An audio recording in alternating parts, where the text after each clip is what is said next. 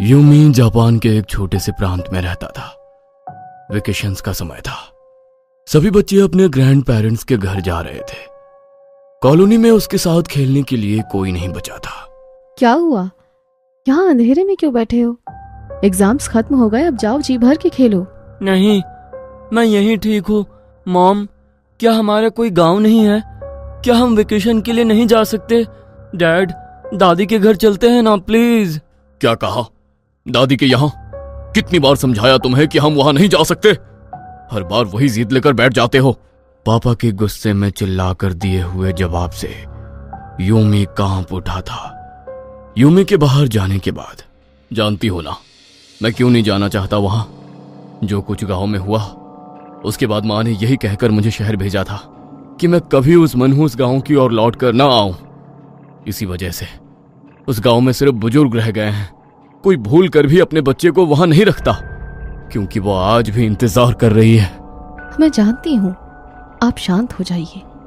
वो अभी बच्चा है, समय आने पर हम उसे सब बताएंगे। मम्मी पापा मुझे कभी दादी से मिलने नहीं ले जाएंगे। 1 घंटे का ही तो रास्ता है। अब तो मैं दादी से मिलकर रहूंगा।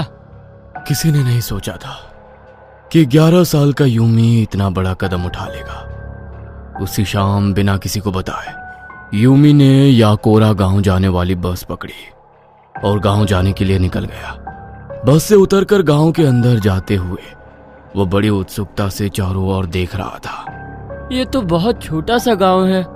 हर तरफ सन्नाटा और ऊंचे ऊंचे पेड़। कोई बच्चा भी नजर नहीं आ रहा। यूमी ने देखा चारों ओर घने पेड़ों से घिरा एक छोटा सा लकड़ी का मकान है, जहां एक बूढ़ी औरत आंगन में बैठी हुई है। दादी माँ, मैं आ गया। क्या तुम यहाँ अचानक कैसे आ गए? तुम्हारे मम्मी पापा कहाँ हैं? उन्होंने तुझे यहाँ आने कैसे दिया? दादी ने सवालों की झड़ी लगा दी थी और दादी के माथे पर पड़ती लकीरों को देखकर यूमी हैरान रह गया था। आपको अच्छा नहीं लगा दादी? मैं पहली बार आया हूँ और आप जरा भी खुश नहीं लग रही। पोते की बात सुनकर बूढ़ी दादी ने उसे गले से लगा लिया। नहीं नहीं, अंदर आओ। खुश क्यों नहीं होंगी? बस ख्याल रखना अपना, घर से बाहर नहीं जाना, समझ गए? दादी की बात सुनकर यूमी ने हाँ में गर्दन हिला दी। शाम के तकरीबन 7 बजे का समय था। आसपास घना अंधेरा छा गया था। 11 साल का यूमी बालकनी में बॉल से खेल रहा था। तभी उसकी बॉल नीचे आ गिरी। यूमी सीढ़ियों से नीचे उतरा। दादी रसोई में खाना बना रही थी। बिना कुछ कहे वो तेजी से घर से बाहर निकला और सामने पेड़ों के बीच गिरी अपनी बॉल को ढूंढने लगा। अचानक उसे ऐसा लगा जैसे पेड़ों के पीछे से कोई दौड़कर यहां से वहां गया है। यूमी ने चारों ओर नजर घुमाई। पेड़ के नीचे से उसे एक काला साया नजर आने लगा। कोई छिपा है इधर। कौन हो सकता है? यूमी छोटे छोटे कदम बढ़ाते हुए पेड़ के पीछे तक जाता है और जैसे ही वहां पहुंचकर देखता है तो उसे आसपास कोई नजर नहीं आता। कोई भी तो नहीं है। लगता है मुझे गलतफहमी हुई है। बॉल लेकर यूमी वापस ऊपर गया और फिर से खेलने लगा। बालकनी से अचानक उसकी नजर सामने पेड़ों की ओर गई। एक बार फिर उसे एहसास हुआ जैसे पेड़ के पीछे छिपकर कोई बार बार उसे देख रहा है। यूमी को थोड़ा अजीब लग रहा था। ना चाहते हुए भी बार बार उसकी नजर सामने लगे पेड़ों पर ही जा रही थी। अचानक उसने देखा पेड़ के पीछे से एक 8 फीट ऊंची आकृति बाहर आई, जिसने सर पर बड़ा सा हैट लगा रखा था और ठीक उसकी बालकनी के सामने आकर खड़ी हो गई। वो लगातार वहीं पर खड़े रहकर यूमी को घूर रही थी। तभी यूमी के कानों में एक अजीब और डरावनी आवाज सुनाई पड़ी। पो पो पो। अब यूमी को एक अजीब सा डर महसूस होने लगा था। उसके सारे बदन में चींटियां काटने जैसा एहसास होने लगा। दिल की धड़कन बढ़ गई और हाथ पैर कांपने लगे। वो दौड़कर नीचे आया और दादी से लिपट गया। क्या हुआ? घर की याद आ रही है? दादी, बाहर कोई है। मैंने पेड़ के पीछे कुछ देखा। कुछ बहुत अजीब सा। उसकी सर पर हेड थी और वो अजीब सा आवाज निकाल रही थी। और ऐसा लगा जैसे मेरा पूरा शरीर जकड़ गया है और पूरे शरीर में एक साथ सैकड़ों चींटियां काट रही हैं।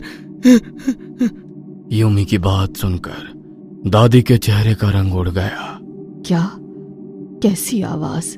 मैं नहीं बता सकता, वो कुछ अजीब ही था, पोपो जैसा। ध्यान से सुनो, किसी के लिए भी दरवाजा मत खोलना। तुम अंदर रुको, मैं देख कर आती हूँ। दादी घर से बाहर निकल गई।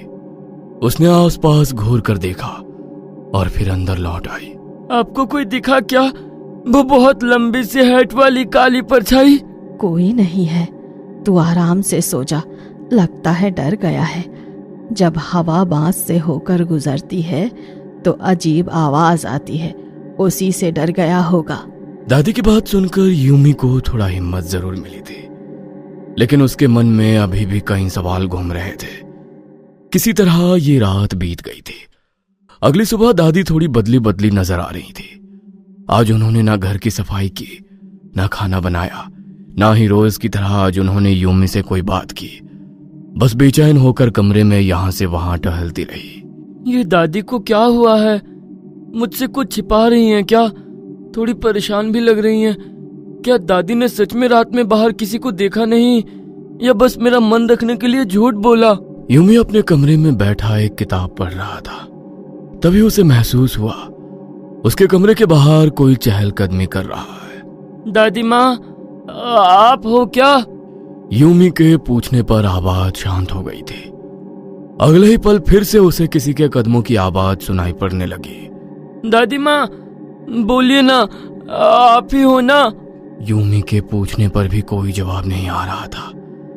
अभी वो कमरे के बाहर से आ रही आवाजों से परेशान था कि अगले पल उसे खिड़की के कांच को जोर जोर से पीटने की आवाज सुनाई देती है और उसी के साथ दरवाजे पर भी जोर जोर से ठक ठक होने लगती है। दरवाजे पर कोई है, खिड़की पर भी कोई है, लेकिन है कौन? दादी तो अकेली रहती हैं, फिर दोनों जगह एक साथ दादी तो नहीं हो सकती, और बार बार पूछने पर जवाब भी नहीं दे रही। तभी यूमी को खिड़की के कांच पर एक परछाई नजर आई जिसने बड़ा सा हैट लगा रखा था। ये तो वही हैट वाली लंबी औरत है जो मुझे बाहर दिखाई दी थी। मतलब वो मेरा वहम नहीं था, सच में वहां कोई था। अचानक उसे फिर से पो पो पो की आवाज सुनाई देने लगी। यूमी ने अपने कानों पर हाथ रख लिया और जमीन पर बैठ गया। उसे कुछ समझ नहीं आ रहा था कि वो क्या करे। डर के मारे उसका शरीर बुरी तरह कांप रहा था। कुछ देर बाद आवाज आनी बंद हो गई, लेकिन अब वो इतना ज्यादा डर चुका था कि अपने कमरे से पांव बाहर निकालने तक की हिम्मत उसमें नहीं बची थी। डर ने यूमी के दिमाग को अपने कब्जे में कर लिया था। हर छोटी सी आहट पर उसका दिल कांप रहा था। ऊपर से बार बार यूमी के पुकारने पर भी दादी एक बार भी उसके कमरे में नहीं आई थी। रोते रोते यूमी बिस्तर पर सो गया था। अचानक उसे महसूस होता है कि उसकी दादी ने आकर उसे झुंझीर कर उठा दिया है। क्या हुआ दादी? चल। दादी ने उसका हाथ पकड़ा और उसे घर से बाहर ले जाने लगी। लेकिन कहाँ? दादी ने उसकी बात का जवाब नहीं दिया और उसे घर ले जाकर एक अंधेरी झोपड़ी में धक्का दे दिया। यूमी जमीन पर गिर पड़ा। जब तक वो खुद को संभाल कर उठ खड़ा हुआ, दादी दरवाजा बंद करके जा चुकी थी। दादी ये कहाँ लाई हो मुझे? एकाएक उसके कानों में फिर से वही पोपो वाली डरावनी आवाज सुनाई देने लगती है। यूमी डर से रोने लगा था। दादी खोलिए ना, दादी मुझे डर लग रहा है दादी।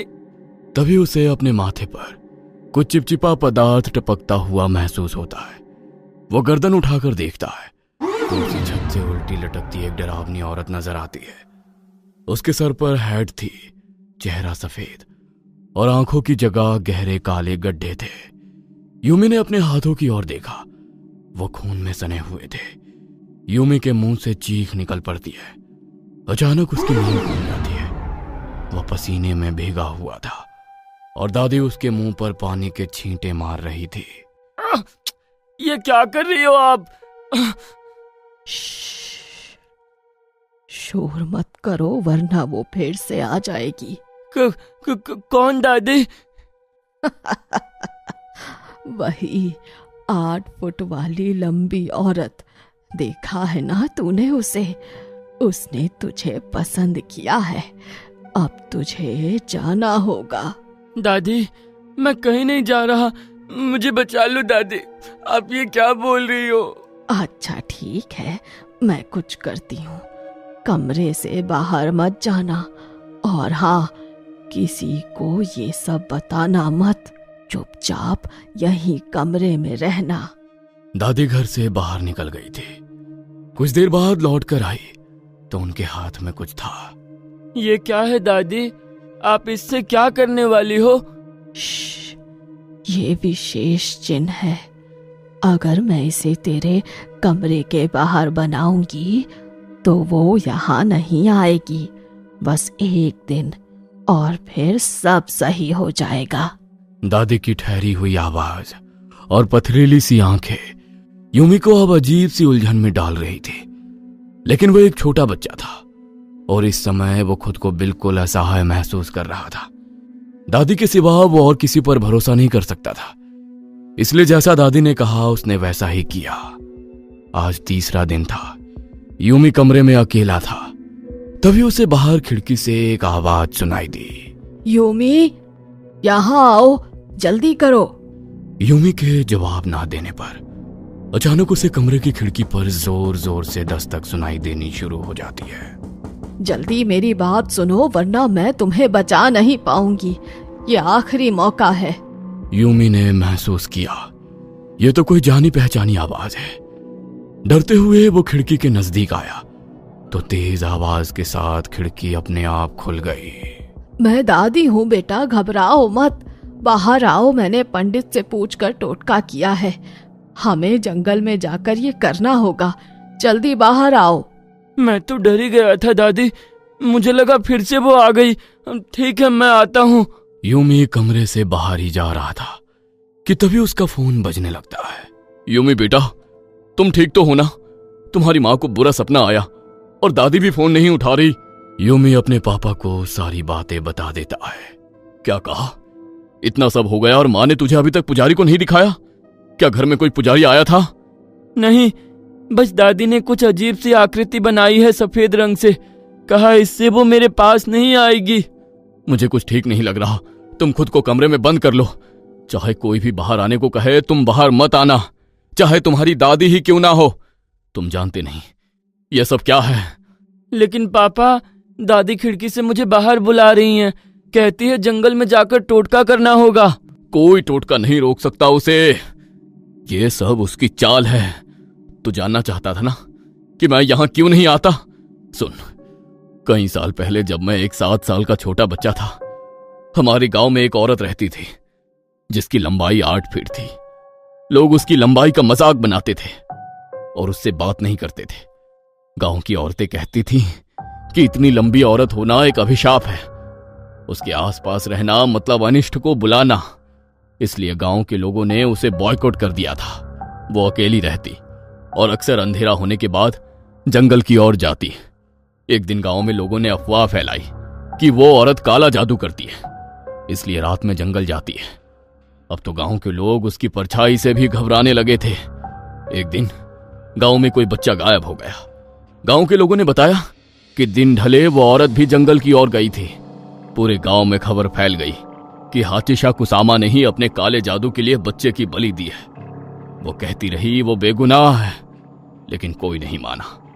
उसे आधी रात को ही गांव से बाहर निकाल दिया गया। अगले दिन उसकी लाश जंगल में मिली, जो बहुत बुरी हालत में थी। शायद गांव वालों ने उसके साथ कुछ बहुत बुरा किया था। कहने को तो वो मर गई थी, लेकिन उसकी आत्मा ने ये गांव कभी नहीं छोड़ा। वो छिपकर गांव के बच्चों को देखती और जिसे अपना शिकार चुनती उसे तीसरे दिन ले जाती। जिसे हाची दिखाई देती, तीसरे दिन वो ऐसे गायब हो जाता कि आसमान पाताल एक करने पर भी कोई सुराग ना मिलता। एक एक करके कई बच्चे गायब होने लगे। तब से इस गांव में एक भी बच्चा नहीं है। सभी ने अपने बच्चों को यहां से दूर भेज दिया। जिसे तुमने देखा वो हाचिशा कुसामा ही है।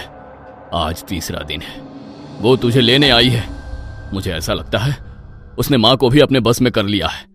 जो निशान माँ ने बनाए उन्हें हटा दो और अपने कमरे के चारों ओर नमक से एक रेखा बना लो। हम 1 घंटे में वहां पहुंच जाएंगे। पापा के कहे अनुसार यूमी ने खुद को कमरे में कैद कर लिया और नमक से अपने कमरे को सुरक्षित कर लिया। जब उसके मम्मी पापा वहां आए तो उन्होंने देखा कि दादी का शरीर सामने के पेड़ में एक बड़ी सी शाखा से लटका हुआ था। उनके सीने में लकड़ी धसी हुई थी और चारों ओर खून बिखरा हुआ था। आज आखिरी रात थी, यानी कि आज की रात वो यूमी को ले जाने की कोशिश जरूर करेगी। ये बात समझते हुए यूमी के पापा ने मां को उसी हालत में छोड़ दिया। उन्होंने दौड़कर यूमी के कमरे के हर कोने पर ताबीज बांधे। पूरी रात उसके कमरे के बाहर पहरा दिया, जिसके कारण वो वहां नहीं आ सकी।